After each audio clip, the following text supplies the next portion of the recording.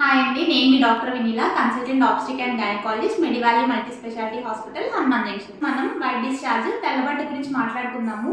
నార్మల్గా white discharge అవుతూ ఉంటుంది చాలా మందికి.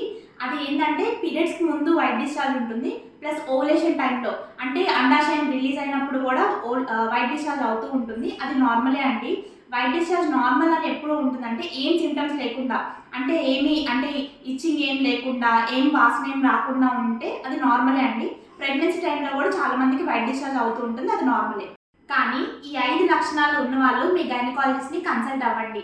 ఈ 5 లక్షణాలు ఏంటి అంటే, ఫస్ట్ ఎక్కువ అవుతున్నా, వైట్ డిశ్చార్జ్ ఎక్కువ అవుతున్నా, తెల్లమైలు ఎక్కువ అవుతున్నా, ప్లస్ ఏంటి అంటే కలర్ ఏంటి అంటే పెరుగులాగా పడుతున్నా, దాన్ని క్యాండిడియాసిస్ అంటాము.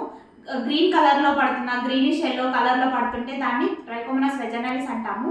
తర్వాత క్రీమీ వైట్ ఉంటే క్రీమీ ఎల్లోగా ఉన్న బ్యాక్టీరియల్ వెజైనాలిస్ అంటాము.